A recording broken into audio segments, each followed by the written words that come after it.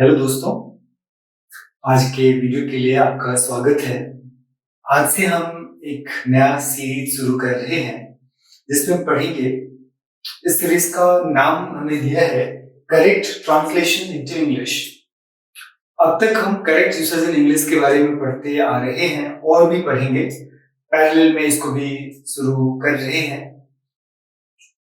इसमें बेसिकली हम कई बार रिक्वेस्ट आ भी रही है, जो कांटेक्ट में है वो कह रहे हैं कि इस टॉपिक पे भी वीडियो बनानी चाहिए। उसी के लिए उसी हिसाब से मैं प्लान कर रहा हूँ कि इस पे भी बनाएंगे। बहुत सारे वीडियोस बनेंगे इस पे भी सिलसिलेवार ढंग से, ताकि जिस व्यक्ति को या तो बहुत कम आता है या नहीं आता है, वो कैसे इंग्लिश में करेक्टली लिख पाए, वो टारगेट रहेगा इन वीडियो सीरीज के जरिए। मतलब ये जो सेगमेंट है correct translation in English into English में, इस सीरीज में हम यही करेंगे। या तो किसी को इंग्लिश बिल्कुल नहीं आ रही होगी या थोड़ी बहुत ही आती होगी, तो वो करेक्टली कैसे लिखेंगे।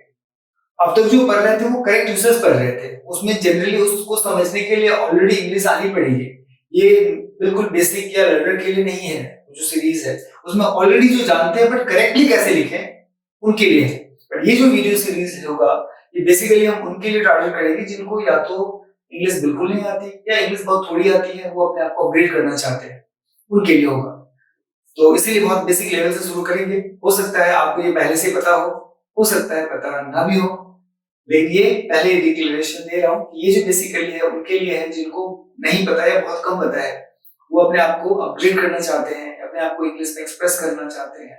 तो उनके लिए क्या जरूरत है, उस हिसाब से हम एक छोटे छोटे टॉपिक्स को लेके, छोटे छोटे रूल्स को लेकर के, जिस तरह से कि वो धीरे धीरे मोल्ड होकर के पूरा का पूरा सिचुएशन उनके सामने क्लियर हो जाए, इस वीडियो सीरीज में ये टारगेट होगा। तो आज के वीडियो के लिए मैं लेके आया हूँ कि जब कभी भी कोई हम इंग्लिश में सेंटेंस बनाते हैं, या इनफैक्ट हिंदी में भी कोई सेंटेंस है, बट हमारा फोकस यहाँ पर इंग्लिश है, ट्रांसलेशन वाला पार्ट इनटू इंग्लिश होगा, तो हिंदी का यूज हम इसलिए करेंगे ताकि हिंदी को हम इंग्लिश में कैसे एक्सप्रेस करते हैं। बाकी जो रूल रेगुलेशंस की बात चलेगी वो बेसिकली इंग्लिश की चलेगी, क्योंकि हिंदी के रूल्स और इंग्लिश के रूल्स में बहुत फर्क है। मतलब जो हिंदी में पहले आता है वो चीज इंग्लिश में बाद में आता है, जो हिंदी में बाद में आता है वो इंग्लिश में पहले आता है।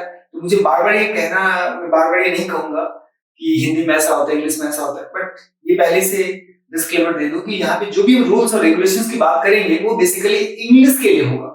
हाँ, हिंदी हम रेफरेंस के लिए लेंगे कि इस तरह के सेंटेंस को इंग्लिश में कैसे बनाते हैं।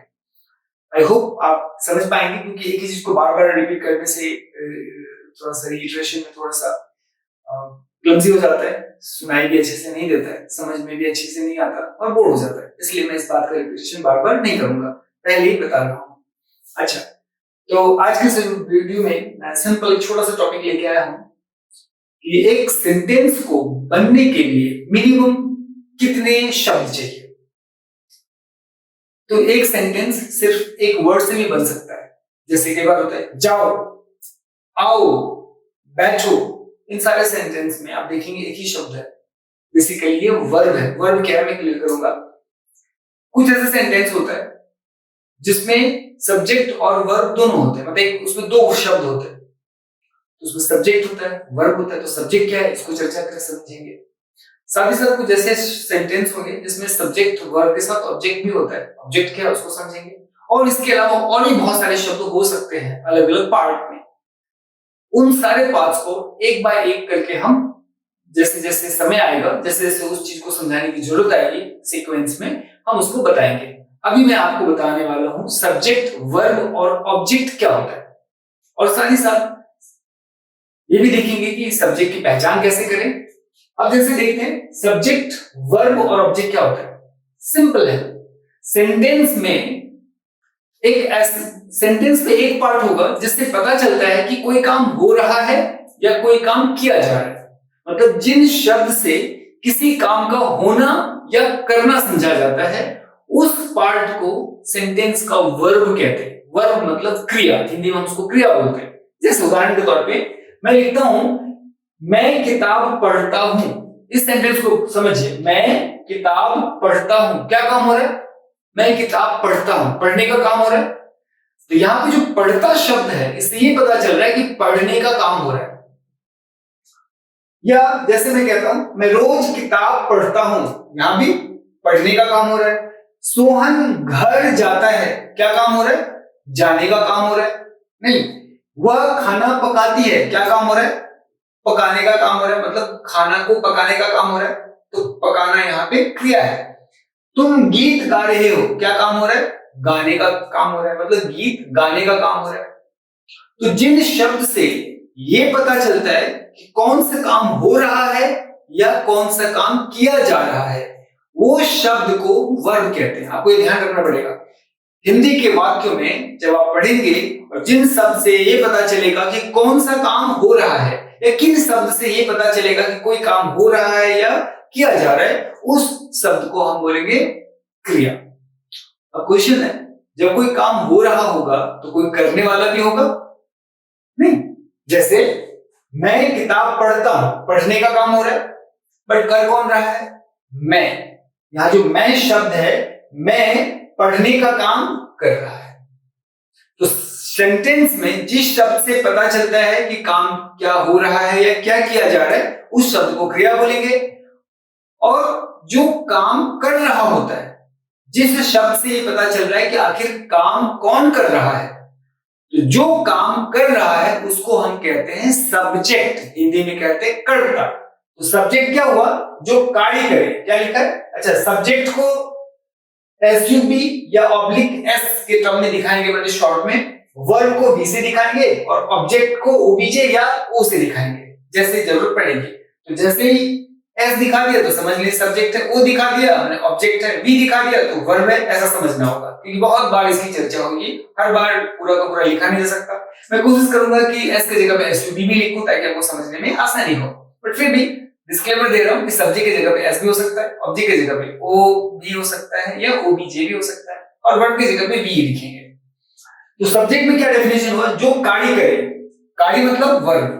तो पहले वर्ब देखते हैं। वर्ब मतलब जिससे किसी कार्य के होने या करने का पता चलता है, वो वर्ब कहलाता है।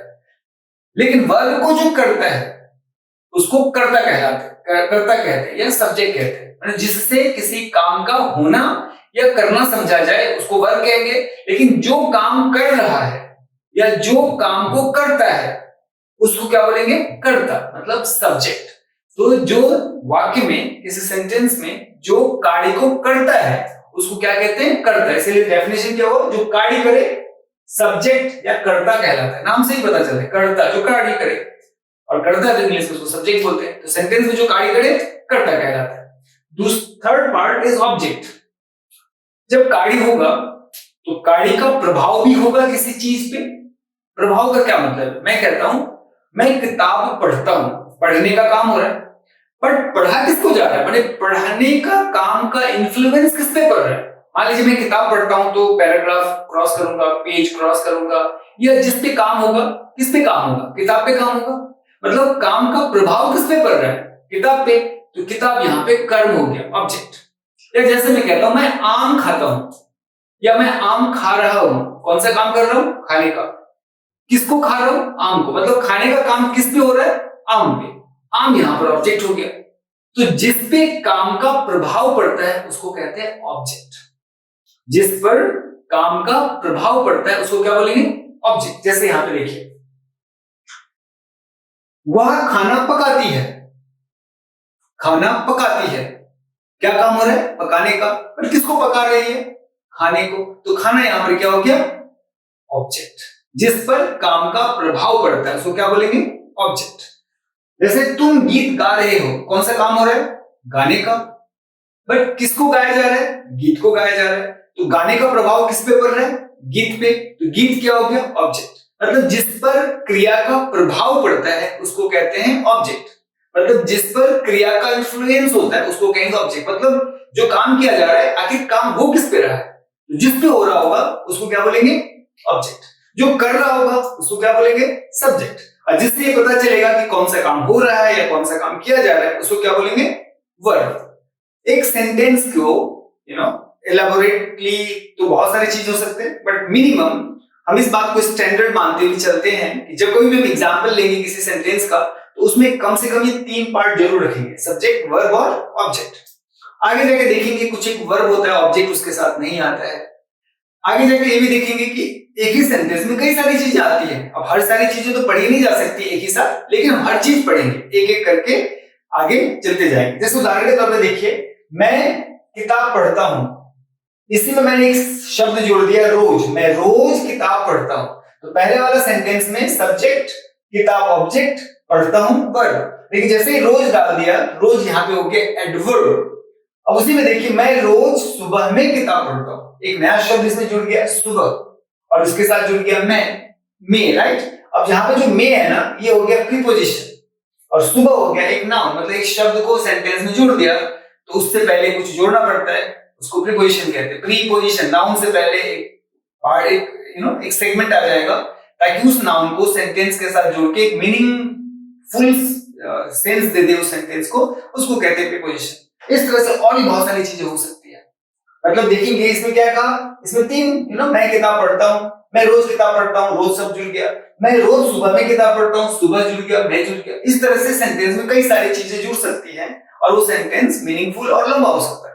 लेकिन हम इतना लंबा पढ़ते समय, क्योंकि कंसाइज है, इजी समझ में है, तो एक एक करके पढ़ेंगे तो छोटा ही रखेंगे। जनरली सेंटेंस को मैं सब्जेक्ट, वर्ब और ऑब्जेक्ट रखूंगा, और आगे उस चीज को समझाते हुए ले चलेंगे।